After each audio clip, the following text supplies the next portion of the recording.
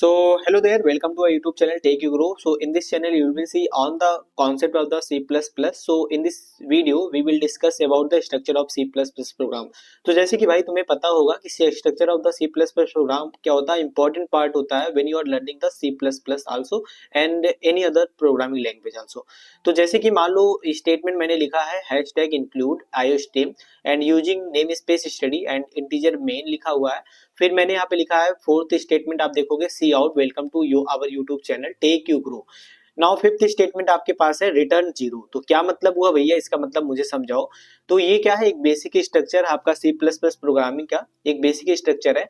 तो स्ट्रक्चर मैंने इसीलिए लिखा हुआ क्योंकि मुझे आपको एक्सप्लेन करना है वन बाय वन। अभी मैं आपको पीपीटी पे लेकर चलूंगा, वहां पे मैं चीजों को आपको दिखाऊंगा और एक्सप्लेन भी करूंगा। ओके, सो वीडियो ज्यादा बड़ा नहीं करेंगे, वीडियो छोटा ही रहेगा। और चलो वीडियो में आगे बढ़ने से पहले एक बात बता दूं, अगर वीडियो अच्छी लग रही है तो लाइक करो, सब्सक्राइब करो, ज्यादा से ज्यादा शेयर करो, जिससे मुझे भी मोटिवेशन मिले और आपको भी मोटिवेशन मिले।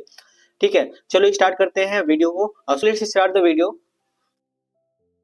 जैसे कि आप देख रहे होगे यार, what is the structure of the C plus plus program. तो यहाँ पे आप देख रहे होगे इस डॉक्यूमेंट, आप शॉर्ट नोट्स अगर नोट्स अपना लेकर बैठे हुए हो तो यहाँ पे चीजों को नोटिस करना कि भैया बताओ what is the structure of the C plus plus program. तो जैसे मैंने आपको भी बोर्ड पे मैंने दिखाया था, बेसिक स्ट्रक्चर आपका प्रोग्राम का मैंने बता दिया था। तो यहाँ पे देखो, यहाँ पे डॉक्यूमेंटेशन सेक्शन होता है एंड लिंकिंग सेक्शन होता है। लिंकिंग सेक्शन को भी हम लोग और क्या जानते हैं, preprocessor and the namespace. Okay, got it my point? Yes, I hope you will getting my point. Okay, so अब थर्ड क्या है, डिफिनेशन सेक्शन है। तो डिफिनेशन सेक्शन को भी हम लोग क्या क्या इसमें डिवाइड करते हैं, जैसे फंक्शंस होता है, क्लासेस होता है, टाइप डिफ होता है, ग्लोबल वेरिएबल्स होता है, एक्सेट्रा। Okay, etc.. और मेन फंक्शन तो आप जानते ही हो। नेक्स्ट मैं बताऊंगा कि इसका डिटेल्स क्या है। तो अब जैसे कि आप जानते हो, आपको पता ही है, एज वी नो, तो C plus plus one of the most widely use programming language in the world, known for its speed, flexibility and ability to support both procedural and object oriented programming paradigm।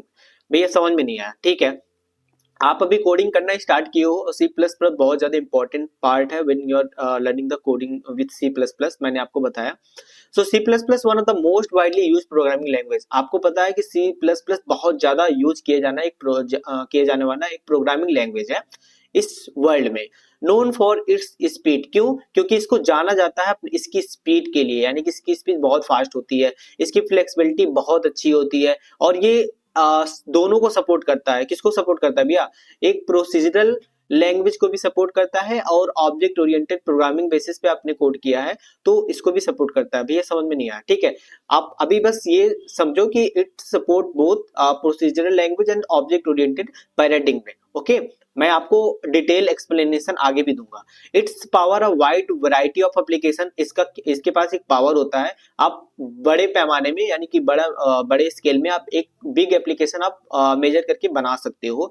From games and operating system, जैसे आपको game बनाना हो तो game बना सकते हो। Operating system जैसे आपके पास Windows है, मैक है, तो ये सब आप इससे डिजाइन कर सकते हो टू अ वेब ब्राउजर, और अपने वेब ब्राउजर पर। और कोई भी चीज एम्बेडेड सिस्टम आपको बनानी होगी तो आप सी प्लस प्लस का हेल्प ले सकते हो, इससे भी पावरफुल डिजाइन कर सकते हो, बना सकते हो। To write and understand a C plus plus program effectively. ठीक है, आप चीजों को जब तक बेसिक से नॉलेज आपको नहीं होगा, आप राइट करोगे तो राइट करने के साथ साथ उसको अंडरस्टैंड करो एग्जैक्टली इसका मीनिंग क्या हो रहा है। Okay, it is important to be a familiar with its fundamental building block. बहुत ज्यादा इंपॉर्टेंट हो जाता है जब भी आप कोड को लिखना स्टार्ट करते हो और उसके ब्लॉक ऑफ कोड को लिखते हो ना, तो उसके फंडामेंटल्स नॉलेज होना बहुत ज्यादा जरूरी है। Okay, so got it? Yes. Next हम लोग चलते हैं, यहाँ पे आप देख रहे होगे structure of the C plus plus program. Components क्या क्या होते हैं भैया बताओ मुझे। तो typically C plus plus program consist of one और मोर सोर्स कोड फाइल्स। देखो, अगर हम टाइपिकली बात करते हैं तो C plus plus program, when you are starting the C plus plus program, तो बहुत ज्यादा उसके जो सोर्स कोड होते हैं ना, dot C plus plus CPP files के, तो more than one source code होते हैं। Okay, so each contributing to the program's logic, these file include various element. तो ये जो प्रोग्राम्स लॉजिक यहाँ पे होता है ना, तो मान लो you in this company you have many developer, मान लो बहुत सारे डेवलपर वहां पे काम कर रहे हैं।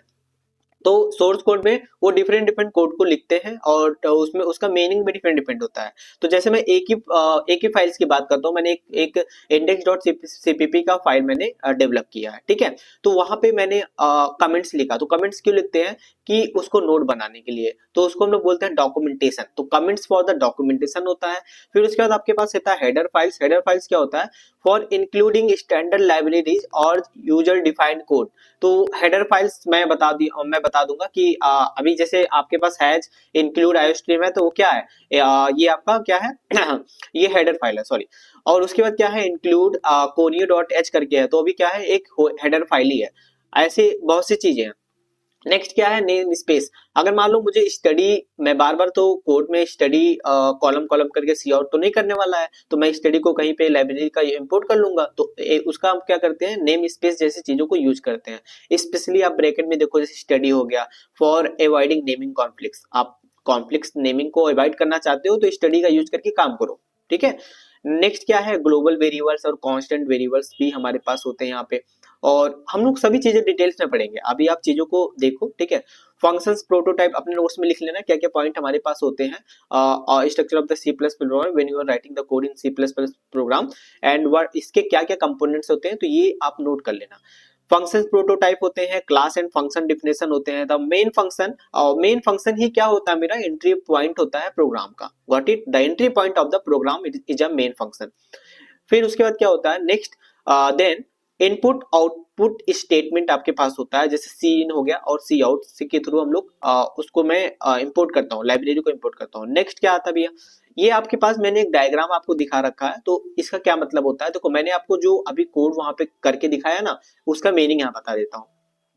तो यहाँ पे देख रहे होगे, हैशटैग इंक्लूड का भैया मतलब क्या होता है बता दो। तो हैशटैग इंक्लूड का मतलब ये होता है प्री प्रोसेसर डायरेक्टिव होता है, जो पहले से प्रोसेस किया गया है, तो हैशटैग इंक्लूड होता है। इंटरव्यू में पूछ सकता है कि हैशटैग इंक्लूड क्या है, तो आप बोल देना it is a pre processor. Okay.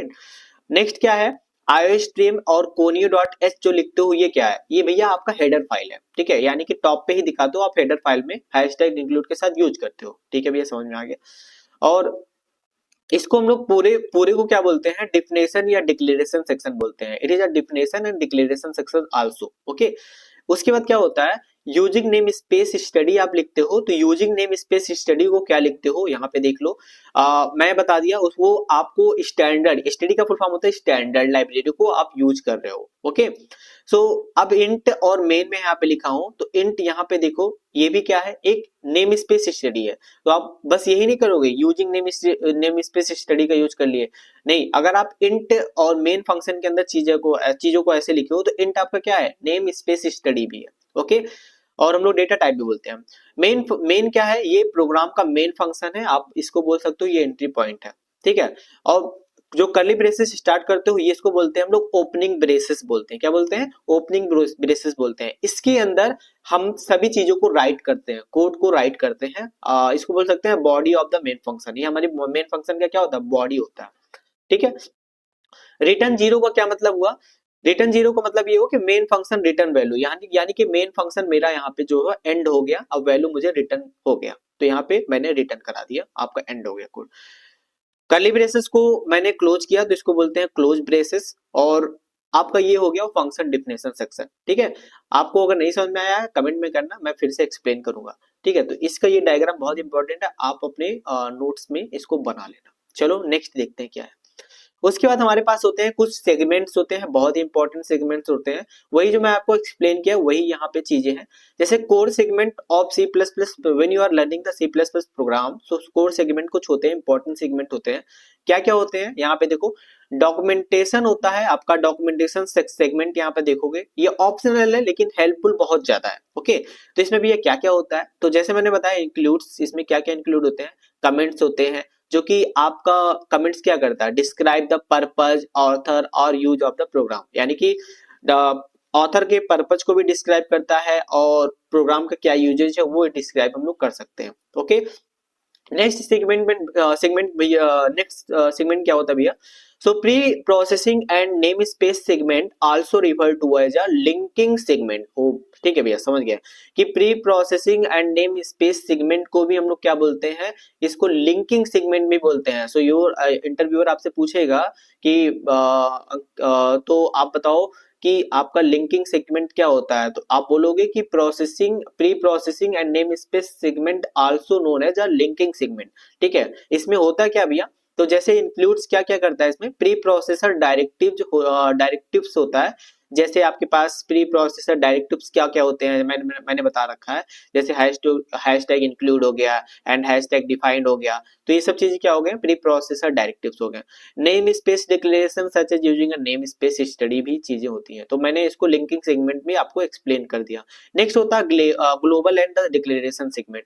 This segment contains the declaration of global constant variable.